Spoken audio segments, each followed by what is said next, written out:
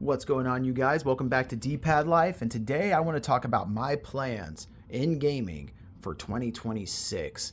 It's already here, man. 2025 came and went, didn't it?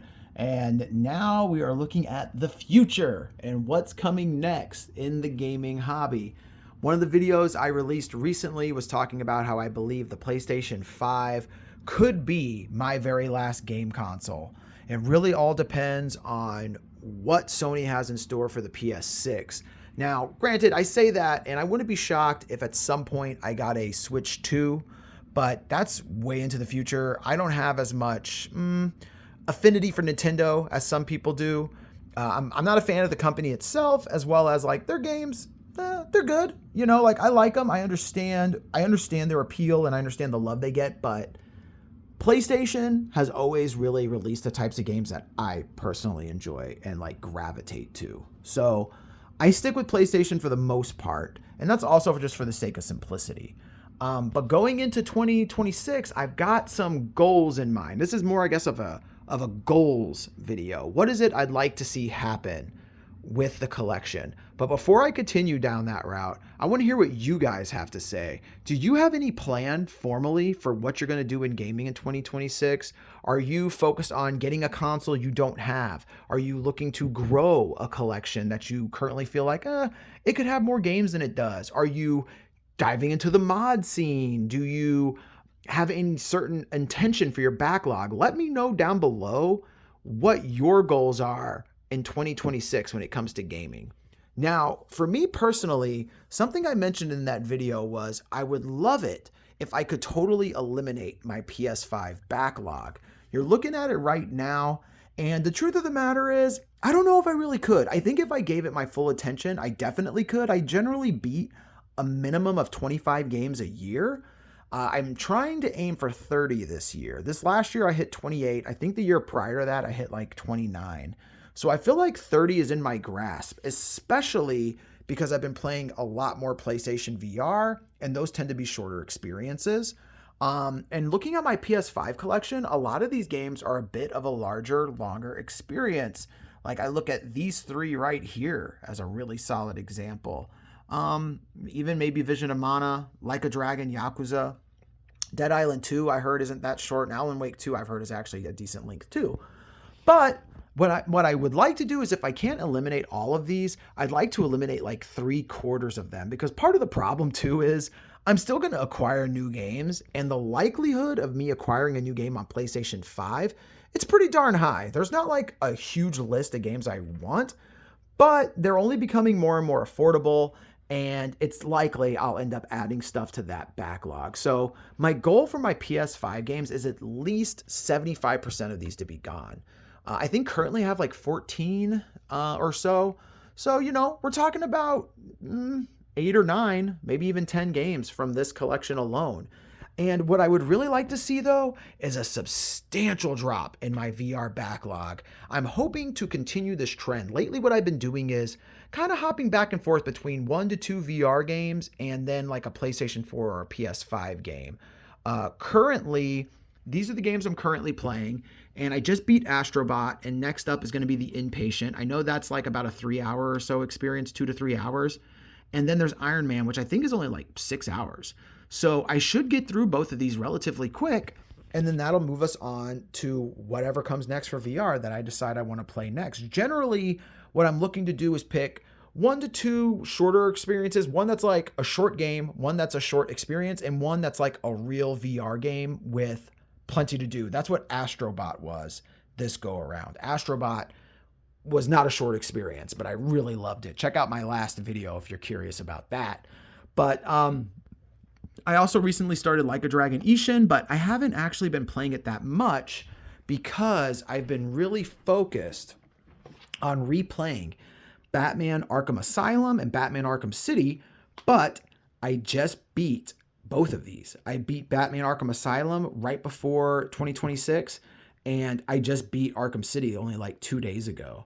I'm just kind of catching up on some side missions, and there's a few, I did all the Riddler collectibles, but there's a few challenges you can do within game, like use this mini gadgets in one combat encounter, things like that I'm considering still completing because I am still having fun with the game. Next up's going to be Arkham Knight, but I'm probably going to take a short break before going into that, just to give myself a minute to recharge. I basically played these back to back, and they're fantastic, but could use a recharge before jumping into another experience here. And then I also have borrowed Little Nightmares 3 from the library, and I want to run through this. This is only like 6 hours long, and I'm already 2 hours into it, so I'm not too worried about that. So as far as the goals go, like if I could knock out about 75% of my PS5 backlog, and honestly, I'm thinking minimum half of my VR backlog, I'd be really satisfied with that, which leaves us with the PS4 backlog. As y'all know, if you've been keeping up with the channel, I only physically collect at this point for PlayStation 4, PlayStation 4 VR, and PS5. That's just where my focus is. Everything else is kind of set where it needs to be, and I got everything backed up so I can play all of those whenever I'd like to, but these are my primary focuses these days. So these are really my only existing physical backlogs that I draw my attention to. And so when it comes to my PlayStation 4 backlog, it's got some pretty large games in it, but again, I'd like to see this bad boy cut into about half as well. I feel like if I could get both of these cut in half and get that down by 75%, then I'm going to be in really great shape going into 2027. Now, for all I know, it may or may not be possible. I'm looking to switch jobs this year. I recently went to a trade school and got greater certification in my field. I've mentioned it before, I'm a professional driver. And so I'm expecting to be out of my home a lot more. It all really depends on where this career takes me. I could be driving interstate travel where I'm traveling from state to state, or I could have more of a local gig. If I have more of a local gig, I think these goals are actually obtainable. But if I do start to do a lot more travel, I'm certainly going to have to lean into more portability. And so I have a plan for that as well. I've got quite a selection on my 3DS that I'm very interested in, as well as on my Switch. So there's certainly options there, but for right now, for the sake of this video, we are focused on the physical backlog. That is certainly a piece of this channel that matters greatly to me. I know it doesn't always pull the same types of views as some of my more like industry commentary stuff does, and that's totally okay. But what brought me here was to document my time with this and just share the experience with you guys and have you guys share your experiences with me, because it seems like in this day and age, with the way the industry has gone and the way pricing has gone, more and more people are beginning to realize the beauty in just playing what they have and addressing what they have. And I love that. I love to see that. So with all that being said, yeah, man, those are the big goals for 2026.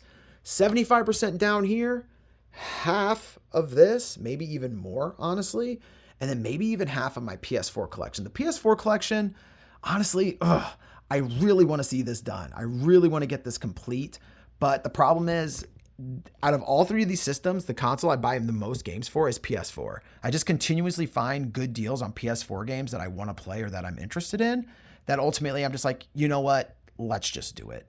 But now that I'm looking pretty closely at this, there's a few experiences on here that I could probably get to like relatively quickly if I just put my mind to it. Like, I don't think Prey's extremely long. The Order's not very long. Psychonauts isn't crazy long.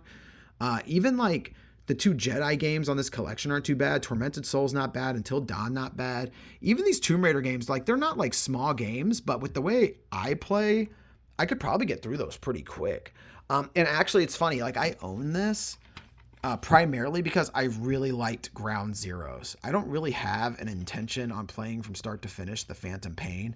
As much as I like that game mechanically, I was not impressed by anything else pretty much about the game. I mean, that's not really a fair statement. I guess, the graphics are fine, everything like that, but the way they handled story progression and things of that nature, it doesn't keep my attention.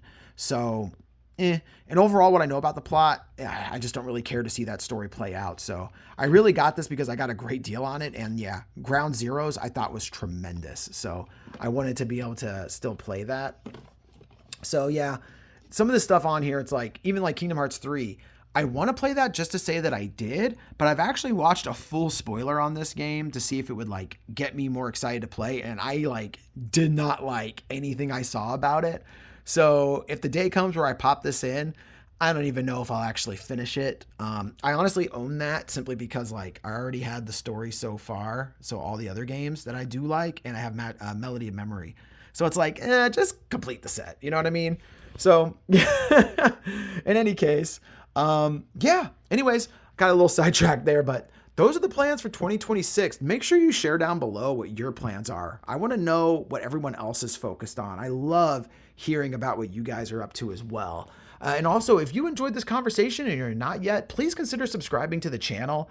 It's really fun watching the community grow, and we've had some decent growth, man. It's been a nice, steady uptick, and I really appreciate that. It's fun to watch the channel grow. I already was having fun making the content and feeling motivated, but definitely knowing that more people are joining the conversation and enjoying the content really motivates you to keep going too. So that's pretty cool.